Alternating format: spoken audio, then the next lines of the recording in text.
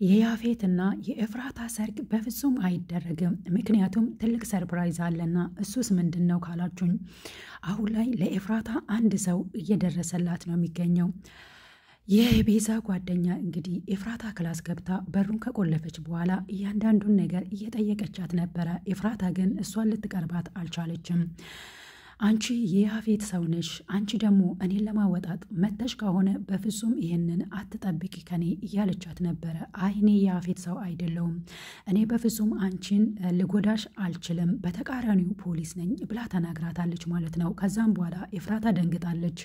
ካሁን በኋላ ኤፍራታ ምናልባት ምስጢሯን ለዛች ለሔዋን ልትናገር ትችላለች። ለእሷ ከተናገረቻት ደግሞ እያንዳንዷን ነገር ከእሷ ጋር የሚወጡ ይሆናል። ፖሊስ እንደመሆኗ መጠን እንግዲህ ብዙ ነገሮች መርምራ ልትደርስበት ትችላለች። ሔዋንም እንግዲህ የመጀመሪያ ጥያቄዋ ሌላውን ነገር ተይውና ያፌት ምን ብሎ ነው ያስፈራራሽ? መቼም ከማስፈራሪያዎቹ መሃል አንዱ ለማንም እንዳትናገሪ ነው የሚሆነው። አንቺ እንዴት የያፌትን ሙሉ ማንነት ልታውቂ ቻልሽ? የቤዛ ጓደኛ ከሆንሽ አሁን ላይ ቤዛ ነበረች የሱን ማንነት በደንብ ታውቃለች ብዬ የማስበው። አሁን ላይ ግን ሳስብ አንቺ ከቤዛ ይልቅ የያፌትን ሙሉ ማንነት ታውቂያለች። ስለዚህ አንቺ የያፌት ሰው ነሽ ብላ ተጠርጥራታለች ማለት ነው። አሁን ላይ እንግዲህ እሷ ፖሊስ ነኝ ብላ ስለነገረቻት የያዘችውን ምስጢር እንግዲህ ለሔዋን የምታካፍለው ይሆናል ማለት ነው። ይህንን ካደረገች ደግሞ ፍቅሯን ልታድን ትችላለች። ሔዋን ፖሊስ እንደመሆኗ መጠን እንግዲህ ብዙ ነገሮችን ልትደርስበት ትችላለች። እናም እኔ አንቺን ነፃ ለማውጣት ነው የምፈልገው እንጂ አንቺን ለመጉዳት አይደለም ብላ በግልጽ ነግራታለች። ለእናንተ ለተመልካቾች አንድ ጥያቄ ያለኝ፣ ኤፍራታ ፖሊስ ነኝ ካለቻት በኋላ ምን ምትላት ይመስላችኋል? የያዘችውን ምስጢር ስለ ያፌት እያንዳንዷን ነገር ለእሷ ታማክራት ይሆን ትነግራት ይሆን? ከሁሉም ሰው ደብቃ እንግዲህ አሁን ላይ ለሔዋን ከተናገረች ፍቅሯን ልታድን ትችላለች። እያንዳንዱን ነገር ነግራታለች ሔዋን።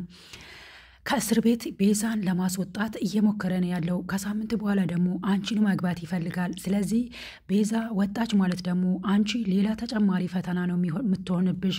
ስለዚህ አሁን ላይ ሁሉንም ነገር ብትነግሪኝ የተመረጠ ነው የሚሆነው እያለቻት ነው የምትገኘው። ኤፍራታስ ለዚች ፖሊስ ወይ ደግሞ ለሔዋን የምትናገረው ይመስላችኋል?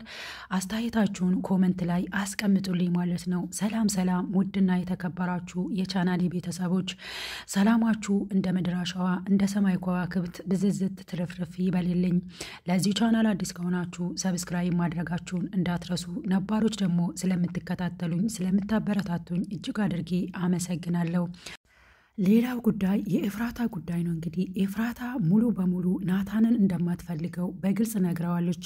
እኔ ካሁን በኋላ በልቤ የምወደው ሰው አለ፣ ስለዚህ አንተ ከኔ ራቅ፣ እኔ አንተን አልፈልግህም ብላ ሁሉንም ነገር አፍራጠጣ ነግረዋለች ማለት ነው። ናታንም እኔ ካንቺ መራቅ ካስደሰተሽ ምንም ችግር የለውም፣ እኔ ያንቺን ደስታ ብቻ ነው የምፈልገው በማለት መልስ መልሶላታል። እውነትም ናታን ቅን ልብን ያለው፣ እኔ የሚጎዱኝን ሰዎች መጉዳት አልፈልግም፣ ምናልባት ለእኔ ብላ ይሆናል ከኔ መራቅን የወሰነችው ብሎ አስቧል ማለት ነው። እናም እንግዲህ ለእህቱም እንደዚሁም ደግሞ ለቢንያምም ሲል የነበረው ኤፍራታ ያላንዳች ምክንያት እኔን ልትጠላኝ አትችልም። ስለዚህ በአሁን ሰዓት ላይ ከኔ ራቅ ብላኛለች፣ መራቅ ነው ያለብኝ፣ የእሷ ደስታ ግን የኔ ደስታ ነው። በልቤ የምወደው የማፈቅረው ሰው አለኝ፣ ከኔ መራቅ አለብህ ካለችኝ ከሷ መራቅ ብቻ ነው የኔ ምርጫ። የሷን ደስታ ስለምፈልግ ብቻ ህይወቷን ለመበጥበጥ ካሁን በኋላ አልሞክርም እያለ እንግዲህ ለቢንያም እየተናገረ ነበረ። እናም ደግሞ እሷ ከመታገቷ በፊት አብሯ አንድ ላይ ሆነው የፍቅርን ጣዕም ሁሉንም ነገር ሲያዩ የነበረበት ሰዓት ላይ እያስታወሰ ነበረ። ስለዚህ እሷ ለኔ ብላ ብዙ ነገሮቿን አታለች፣ እኔ ደግሞ አሁን ላይ ልጎዳት አልፈልግም። በፊት ላይ እንደዚህ ብላ ብትነግረኝ ኖሮ እውነትም እኔን ጠልታኛለች ብዬ አስብ ነበረ። አሁን ላይ ግን እኔ እንዳልጎዳ ፈራተባ እያለች ነበረ በቁርጠኝነት ስትነግረኝ የነበረው። በእርግጠኝነት እኔ እንዳልጎዳ ፈልጋ ነው እንጂ እኔን ጠልታ አይደለም የሚል መልእክት ነበረ እንግዲህ ናታን ሲያስተላልፍ የነበረው። ናታን በአሁን ሰዓት ላይ ኤፍራታ ምን አይነት ጭንቀት ውስጥና ሁኔታ ውስጥ እንዳለች ተረድቷል። ግን ደግሞ አሁን ላይ ከኔ ራቂ ስትለው መራቅን የወሰነው ማለት ነው። ማጨናነቅን አልፈለገም። ቤዛ ደግሞ በተቃራኒው ሁሉም ነገር አውቃለች። አሁን ላይ ለኤፍራታ ብሎ ድርጅቱን የሷን ድርጅት እንደተረከባት እንዲሁም ደግሞ የቤተሰቦቿን ንብረት በራሱ ስም እንዳደረገ እያንዳንዷን ነገር አውቃለች። በፊትም ለኔ ብሎ አይደለም እኔን ያገባኝ ለንብረቴ ብሎ ነበረ እኔን ያገባኝ። እናም ኤፍራታን ያኔ የታገተች ጊዜ ነፃ ለማውጣት ነው ለካ እንደዚህ ሲያደርግ የነበረው የሚለውን እውነታ እንግዲህ ቤዛ ከጽዮን ሰምታለች ማለት ነው። ከዛም በኋላ እንደማይወደኝ ያውቃለሁ፣ ግን ደግሞ ይሄንን ሁላ ያደርግብኛል ብዬ አንድም ቀን አስቤ አላውቅም ብላ ነበረ ማለት ነው የደነገጠችው። ሔዋንም እንግዲህ እዛ ከጽዮን ጋር ከሄደች በኋላ ብዙ ነገሮችን አውቃለች ማለት ነው። እውነት ሊያደርግ ነው እንዴ? አሁን ላይ ደግሞ ኤፍራታን ያፌት ሊያገባት ነው ብላ ስትናገር ሔዋን ደነገጠች። ከዛም በኋላ ምን እየተካሄደ ነው የሚለውን ነገር እንግዲህ ሔዋን ያወቀችው እዛ ከጽዮን ጋር በሄደችበት ሰዓት ላይ ነው ማለት ነው። ከዛ በኋላ ነው እንግዲህ ወደ ቤት በመመለስ ኤፍራታ አደጋ ውስጥ እንደገባችና አሁን ላይ በጭንቀት እንደተወጠረች ከሳምንት በኋላ ደግሞ እንደምታገባ በሆነ ነገር ኤፍራታ አስፈራርቶ የራሱ ለማድረግ ያፌት ያቀደውን ነገር የነቃችው ማለት ነው ሔዋን። ለዛም ነው አሁን ላይ ኤፍራታ ጋር ገብታ በር ዘግታ ሁሉንም ነገር ለመናገር የወሰነችው ሔዋን አሁን ላይ እንግዲህ ጀግና እየሆነች ነው ያለችው። በተለይ ገኒ በጣም ተጠርጥራታለች። ሔዋንም ገኒን አልተቀየመቻትም። ገኒ ካንቺ እንድርቅ ነው የምትፈልገው የቤዛ ጓደኛ ስለሆንኩኝ አሁን ላይ ጥሩ ሰው አይደለችም ብላ ነው እኔን እያሰበችኝ ያለችው። እናም ተደብቄ ነው አሁን ክላስሽ የመጣሁትኝ ድምፅሽን ቀንሺ እባክሽ ብላ ስትማጸናት የነበረው። ማንም እዛ ቤት ውስጥ እሷ መምጣቷን እንዲያውቅ አትፈልግም ማለት ነው። ጽዮንን ይዛ ነበር እንግዲህ ወደ ቤት የተመለሰችው። ጽዮንን ይዛ ለመሄድ ስትመጣ ጊዜ ገኒ እሷን አልተቀበለቻትም ነበረ። አሁን ደግሞ ምን ቀረሽ? ለምን መጣሽ? ናታንን መስተፋቅ አድርገሽበት እንደዛ ያደረግሽው አለበቃ ብሎሽ ነው እንዴ? አሁን ደግሞ ጽዮን ካንቺ ጋር አትወጣም ብላ ስትከለክል ነበረ። ከዛም በኋላ ሔዋን አንቺ እውነትም ከናትም በላይ ነሽ፣ በጣም ጥሩ ሰው ነሽ፣ እናም ልጆችሽን ከአደጋ ትጠብቂያለሽ እያለቻት እየነገረቻት ነው ነበረ ማለት ነው። እንግዲህ ገኒም እውነት ጥሩ ሰው ለመምሰል ሙከራ እያደረግሽ ነው ያለሽው ብላ እንግዲህ እያሾፈችባት ነው። አሁን ላይ እንግዲህ ሔዋን ማንም ሰው ጥሩ ሰው ናት እንዲሁም ደግሞ መልካም ሰው ናት እኛ ልትታደገን ትችላለች ብሎ አንድም ሰው ያሰበ የለም። ለካ ሔዋንም የቤዛና የጽዮን ጓደኛ ነበረች ማለት ነው። በፊት ላይ አብሮ ትምህርት ቤት በሚማሩበት ሰዓት ላይ ጽዮንን እንደምትጠላት ቤዛን ደግሞ እንደምትወዳት ነበረ ለጽዮን ስትናገራት የነበረው። እንዲሁ ዝም ብዬ ነበረ አንቺን የምጠላሽ ምክንያቱም ቤዛ ጓደኛዬን ይወሰድሽብኝ ስለሚመስለኝ ነበረ። እናም ደግሞ ጽዮን ቤዛ አንቺን ካገኘች ጊዜ ጀምሮ እኔን ደግሞ እያራቀችኝ መጣች። ለዛ ነበረ እኔ ስጠላሽ የነበረው እያለቻት እንግዲህ ሂስትሪዋን እያወራቻት ነበረ። ከዛ በኋላ ከተለያዩ በኋላ እስከ እንዳልተገናኙ ነው ማለት ነው። ስለዚህ ሙሉ ማንነቷን ያኔ ትምህርት ቤት ውስጥ ያለውን ጊዜ ነው እንጂ የምታውቀው ቤዛ ስለ ሔዋን ሙሉ ማንነቷን አታውቅም። ፖሊስ ከሆነች በኋላ የምታውቀው ነገር የለም ማለት ነው።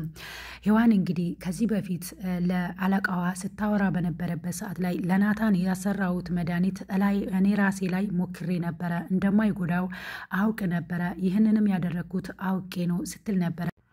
ከቤዛ ጋር ሆኖ ያሰሩት መስተፋቅር እንግዲህ ሆን ብላ እንዳደረገች ነበረ ሔዋን ስትናገር የነበረው። ከመጀመሪያውኑ እንግዲህ ናታንና ኤፍራታን ለመጉዳት አይደለም ወደዛ ቤት ያቀናችው ሔዋን በተቃራኒው ለመታደግ ነበረ። ይህንን ደግሞ ማንም አያውቅም።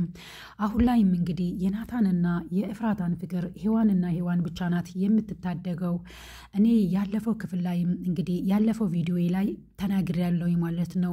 ለናታንና ለኤፍራታ ፍቅር የምትደርስላት ሔዋንና ሔዋን ብቻ ናት ብዬ ተናግሬያለሁ። አሁን ላይ ደግሞ ኤፍራታ ሁሉንም ነገር ለናታን አልነገረችም። እንደምትጠላውና ካሁን በኋላ የሱ እንዳልሆነች በልቧ ደግሞ ሌላ የምታፈቅረው ሰው እንዳለ አድርጋ ነው ለሱ አክት ስታደርግ የነበረው። ስለዚህ አሁን ላይ ደግሞ ይህንን ስሜቷን አውጥታ ለሔዋን የምትናገር ከሆነ ከአንድ ብርቱ ሁለት መድኃኒቱ የሚባል ነገር አለና ልትታደጋት ትችላለች ሔዋን። እናም ኤፍራታም እንግዲህ ስትጥር ነበረ በፊት ላይ ሉሊት ቪዲዮዎችን ቀርጻ እንድታመጣላትና የያፌትን ጉድ ደግሞ እያንዳንዷን ነገር ተከታትላ እንድታቀብላት እንግዲህ ነግራት ነበረ ማለት ነው። አሁን ላይ ግን ሉሊት የሆነ መረጃ ይዛላት ለሷ ይዛ መጣለች። ግን ደግሞ አሁን ላይ ማንንም መቅረብ አልፈልግም፣ አሁን ማንንም ማውራት አልፈልግም፣ ብቻዬን ነው የምሆነው እያለቻት ነበረ። ደግሞ መረጃ ሰብስበሽ አንጪ ብላ እኔ ምን አገባኝ ታዲያ አልነግርሽም፣ እንደዛ ከሆነ ምንም አይነት መረጃ አምጥቼ ላንቺ አልነግርም እያለች ነበረ ሉሊትም ስትናገር የነበረው ማለት ነው። አሁን ላይ እንግዲህ ሉሊት የሰበሰበችው መረጃ ይዞ ያፌትን ሊያስፈራሩ ይችላሉ ማለት ነው። አንድ ላይ ከሆኑ ኤፍራታና ሔዋን ማለት ነው። እንግዲህ አሁን ላይ ፖሊስ መሆኗን ከተናገረች በኋላ ለፖሊስ የሚደበቀው ነገር የለም ብዬ አስባለሁኝ። ውድና የተከበራችሁ የቻናሌ ቤተሰቦች እንዲሁም ደግሞ የሐረግ ድራማ ተከታታዮች ይህንን ቪዲዮ ላይክ በማድረግ ጀምሩት። ቤዛም እንግዲህ የያፌትን ሴራ አውቃለች ማለት ነው። ከእስር ቤት እሷን ለማስፈታት የፈለገው እሱ ጎን እንድትቆም እንዲሁም ደግሞ ናታንን ለመበቀል ብሎ እንደሆነ አውቃለች ማለት ነው። እናም በጣም ደስ ብሎታል። እሷ ደስ ያላት እንግዲህ የሚወዱትን ሰው ሲያጡ ምን ያህል እንደሚያም ናታን እንዳይ ትፈልጋለች።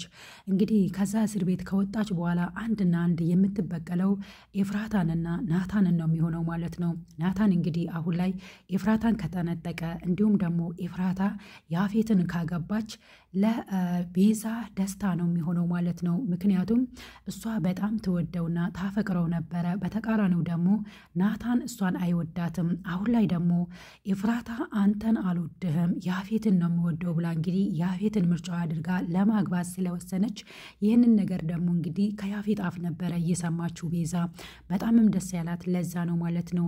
አሁን በተቃራኒው እኔ ያጣሁትን ፍቅር ደግሞ እሱም ሊያጣ ነው። ስለዚህ እቺ ምድር ምን አይነት መልስ እንዳላት ሁላ እያወራች ነበረ ቤዛ ማለት ነው። በሙሉ ኮንፊደንስ እንግዲህ ሁሉንም ነገር ለማየት ከዛ እስር ቤት ውስጥ መውጣት አለብሽ ብሎ እንግዲህ ያው ያፌት ተዘጋጂ፣ ከሁለት ቀን በኋላ ከእስር ቤት ትወጫለሽ፣ እናም ደግሞ ሰርጉ ላይ ናታንም እንዲገኝ እፈልጋለሁኝ እያለ ነበረ። አንተ ቆይ ናታንን ማሳበር ነው እንዴ የምትፈልገው እያለችው ነበረ ማለት ነው። አዎ እሱም አንድ ነገር ነው እያለ እየተናገረ ነው ያለው ማለት ነው። ያፌትስ ይህ ነገር ሙሉ በሙሉ ይሳካለኛል ብለው ነው የሚያስበው።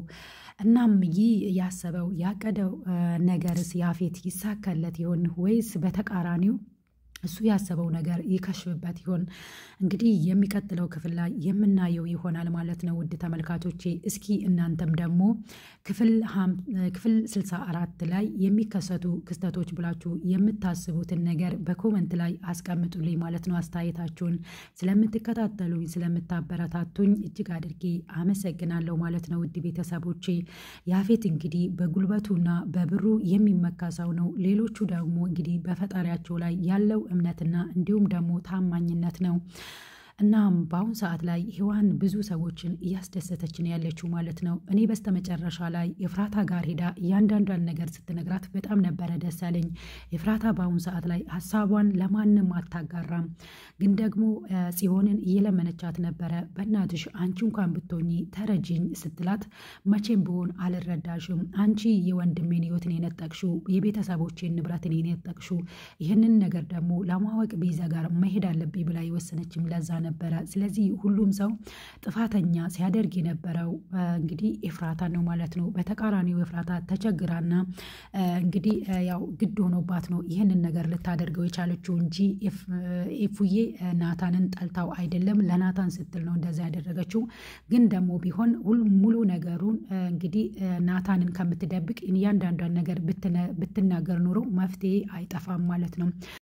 ከመጀመሪያውኑ ኤፍራታ ያፌት እንደዛ ሳያስፈራራት በቪዲዮ ይህንን ነገር ማጣራት አለብኝ ብላ አላጣራችም። በቀጥታ ናታን እንዳይጎዳ እሺ ነበር ያለችው ማለት ነው። ምክንያቱም ይህ ነገር አውቆ ሊሆን ይችላል፣ ሰውየውን አልገደለም ብላ አልተጠራጠረችም ማለት ነው። ያፌት እንግዲህ ምን አይነት ቅንብሮችን እንደሚሰራ ምን አይነት የውሸት መረጃዎችን እንደሚሰራ መጠራጠር ነበረባት ማለት ነው ያኔ እሺ ከማለቷ በፊት አሁን ላይ ደግሞ ተመልሳ አንተን እኮ መርፌ ወግተው የሆነ ነገር አድርገው ሰው እንድትገድል አድርገዋል፣ ለዛም ደግሞ እያስፈራራኝ ነው ያለው ያፌት ብላ እውነቱን ብትናገር ኑሮ ናታን ጋር ሆኖ መፍትሄ ይፈልጉ ነበረ ማለት ነው። አንዳንድ ጊዜ የምንወዳቸውን ሰዎች እንድናጣ የሚያደርጉን እንግዲህ ደካማ ጎናችን ፈልገው ነው ማለት ነው። ምክንያቱም አንድ ነገር በደረሰብን ቁጥር የምንወደው ሰው አንናገርም፣ ብቻችንን ነው ጭንቀቱንም ሆነ እያንዳንዷን ነገር መወጣት የምንፈልገው።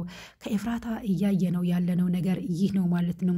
ናታን እንዳይጎዳ ራሷን እየጎዳች ነው ያለችው። ምክንያቱም ያፌት ያደረገውን ነገር እያንዳንዷን ለናታን ብትናገር ኑሮ ናታንና እሷ አንድ ላይ ሆነው በመነጋገር መፍትሄ አያጡም ነበረ ማለት ነው። አሁን ላይ ያፌት እንግዲህ ሰርጉን ለመደገስ ሽር ጉድ እያለ ነው። ይህ ሰርግ ደግሞ እንደማይሳካለት ነው የሚያሳየው ይህ ድራማ። ውድና የተከበራችሁ የቻናሌ ቤተሰቦች እንዲሁም ደግሞ የናታንና የእፉ አድናቂዎች ስለተከታተላችሁኝ እጅግ አድርጌ አመሰግናለሁ። በሌላ ቪዲዮ እስክንገናኝ ድረስ ባይ ባይ። ግምታችሁን ግን ኮመንት ላይ አስቀምጡልኝ ማለት ነው።